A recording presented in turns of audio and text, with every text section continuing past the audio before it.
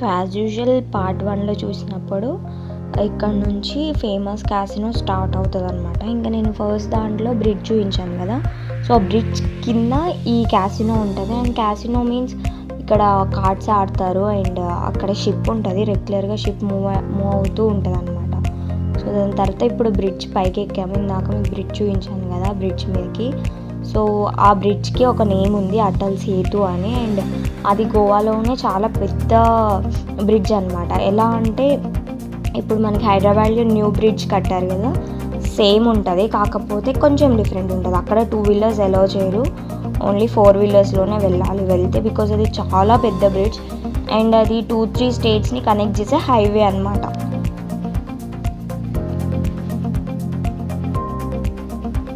చూసారా, సేమ్ హైదరాబాద్లో ఉన్న బ్రిడ్జ్ లాగే ఉంది కదా, కాకపోతే ఇక్కడ లైటింగ్స్ ఉంటాయి, అక్కడ లైటింగ్స్ ఉండవు.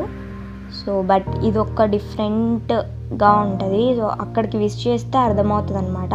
సో గోవాలో మనం ఎటు సైడ్ చూసినా ఈ బ్రిడ్జ్ మాత్రం కంపల్సరీ కనిపిస్తుంది. ఇది పనాజిమ్లో ఉంటుంది మెయిన్ థింగ్. పనాజిమ్ నుంచి బ్యూటిఫుల్ వ్యూ అయితే కనిపిస్తుంది. సో మనం ఇప్పుడు అక్కడ నుంచి కిందికి వచ్చేసాము. కిందికి వచ్చాగానే ఇంకా కంప్లీట్గా చెట్లు మాత్రమే ఉంటాయి అక్కడ. అంటే మనకి హైదరాబాద్లో లాగా షాప్స్ అలా ఏమి ఉండవు, ఉంటాయి కానీ కొన్ని ఏరియాస్లో ఉంటాయి అన్నమాట. సో ఎక్కడ చూసినా మనకి చెట్లు అవే కనిపిస్తూ ఉంటాయి అండ్ మౌంటైన్స్. మనం ఏ దగ్గరికి వెళ్ళాలన్నా మౌంటైన్స్, చెట్లు. సో కామన్గా వీడియోలో కూడా ఎక్కువ చెట్లు ఇవే కనిపిస్తూ ఉంటాయి అన్నమాట మనకు. చూసే కంప్లీట్గా ట్రీస్, మొత్తం ట్రీస్ ఉంటాయి. ఎటు వెళ్ళాలన్నా మనకి టైం టేకింగ్ పడుతుంది, ఎందుకంటే ఇప్పుడు అక్కడికి వెళ్ళి మనం బైక్స్ కూడా తీసుకొచ్చిన ఇంటికి, అది అందరికీ తెలుసు. బట్ ఇక్కడ నుంచి మనం స్టార్ట్ వెళ్ళాలి అంటే మంచిగా, ఇది రెయినీ సీజన్ కాబట్టి ఫుల్ రెయిన్స్ ఉంటాయి అక్కడ. ఇక్కడ కూడా అలానే ఉన్నాయి, అక్కడ ఇంకా ఘోరంగా ఉంటాయి వర్షాలు. సో ఏంటంటే ఇప్పుడు కరోనా టైం కాబట్టి చాలా వరకు ఎలో లేదనమాట చాలా ప్లేసెస్కి. ఒకవేళ ఎలో ఉన్నా కానీ లోపల వీడియోస్ రికార్డ్ చేసుకొని లేదు. ఇప్పుడు మనం ఒక బ్యూటిఫుల్ బీచ్ దగ్గరికి వస్తాం ఇంకొక ఫ్యూ మినిట్స్లో. Yes, this is the beach.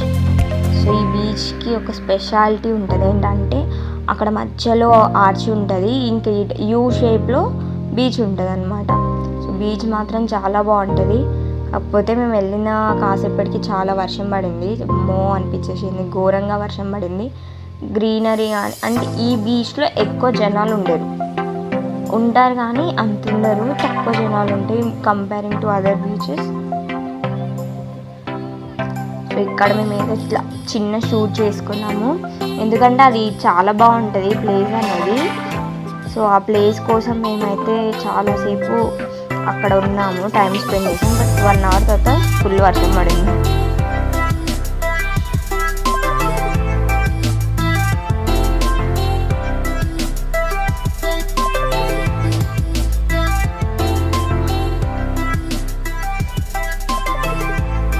అలా షూట్ కోసం చెప్పాను కదా నేను, మనం ఎటు నుంచి వెళ్ళాలి అన్నా, ఎక్కడికి వెళ్ళాలి అన్నా ఇది మాత్రం కంపల్సరీ. అండ్ ఏంటంటే బ్రిడ్జ్ మాత్రం క్రాస్ చేయాలి. మనం ఎక్కడికి వెళ్ళాలన్నా బ్రిడ్జ్ మాత్రం క్రాస్ చేయాలి, ఇది మాత్రం మ్యాండేటరీ అక్కడ.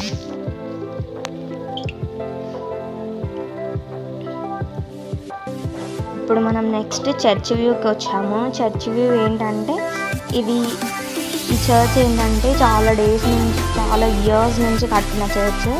అంటే ఒక్కొక్కసారి ఒక్కొక్క సీజన్లో ఒక్కొక్కలా ఉంటుంది. ఇప్పుడు రెయినీ సీజన్ కాబట్టి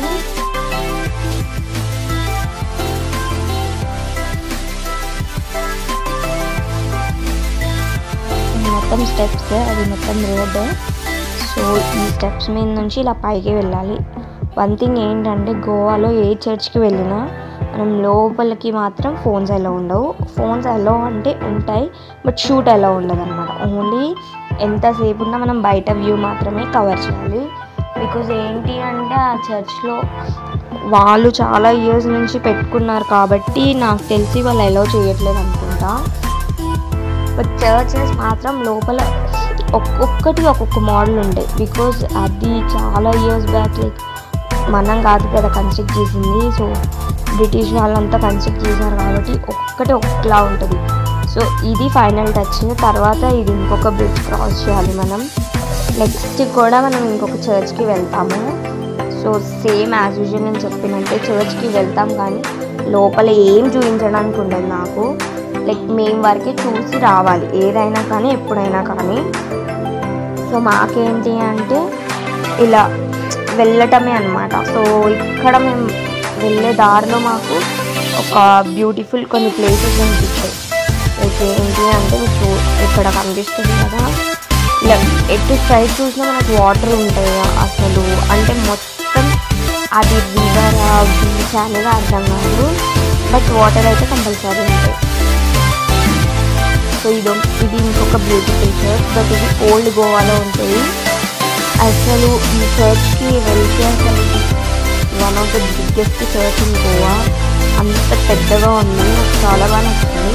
కాకపోతే అక్కడ బయట కూడా వీడియో ఎలా చేయరు. సో ఓన్లీ ఫొటోస్ తీసిన మాత్రమే పెట్టాలి. సో ఇక్కడ నుంచి స్టార్ట్ అయ్యాము. మాత్రం హార్బీగా పడింది, కొంచెం ఇక్కడికి రాగానే తక్కువ అయిపోయింది. సో ఇదేంటి అంటే కొన్ని కలర్ఫుల్ స్ట్రీట్స్ ఉన్నాయన్నమాట ఇక్కడ. లైక్ మనకి జైపూర్లో ఎలా అయితే కలర్ఫుల్ స్ట్రీట్స్ ఉంటాయో అలా కొన్ని కలర్ఫుల్ స్ట్రీట్స్ ఉన్నాయి. ఈ స్ట్రీట్స్ ఏంటంటే ఇవి ఏమీ జస్ట్ మనకి లైక్ అంటే చూడటానికి, ఓన్లీ చూడటానికి మాత్రమే, మనం లోపలికి వెళ్ళడానికి ఉండదు, ఏమి ఉండదు. అండ్ జస్ట్ బయట ఫొటోస్ మాత్రమే దిగగలం. సో డిఫరెంట్ ప్లేసెస్ ఉంటాయి అక్కడ. మనకి ఒక 1 year వెళ్ళినా కానీ సరిపోదన్నమాట టైం అవన్నీ చూడటానికి. అన్ని ప్లేసెస్ ఉంటాయి. సో అలా గల్లీలో ఉంటాయి. మేము మాత్రం కొన్నిటికి విజిట్ చేసాము. ఇక్కడ ఉన్నవి మాత్రమే, మాకు ఇవి మాత్రం బ్యూటిఫుల్గా అనిపించాయి. ఇంకా మళ్ళీ వెంటనే స్టార్ట్ అయిపోయి మేము ఇంకా ఇది సెకండ్ బీచ్, బాగా బీచ్. ఈ బీచ్ స్పెషాలిటీ ఏంటంటే ఇలా కరోనా టైం లేకపోతే ఈ బాగాలో చాలా పబ్స్ చాలా ఉండేవి. బట్ ఇప్పుడు కరోనా కాబట్టి పబ్స్ ఏం లేదు.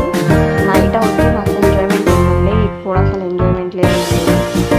యాక్చువల్లీ అసలు ఇంకా కంప్లీట్గా గోవా ఓపెన్ అవ్వలేదు డ్యూ టు కరోనా.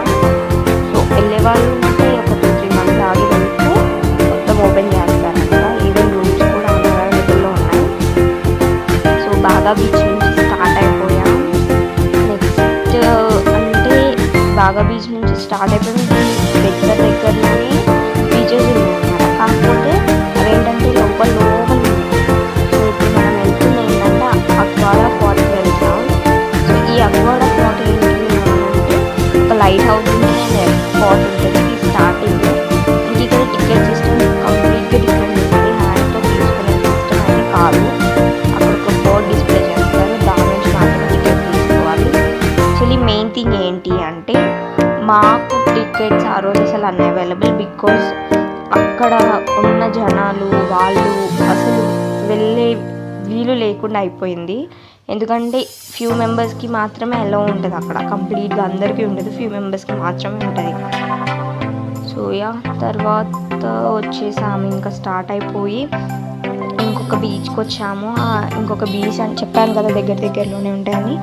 ఇప్పుడు నెక్స్ట్ మేము వచ్చింది కలంఘాట్ బీచ్. మేము కలంఘాట్ బీచ్ నియర్ దగ్గర తీసుకున్నాం రూమ్. సో డైలీ ఈవినింగ్ అవ్వగానే కలంఘాట్కి వచ్చేసేవాళ్ళం.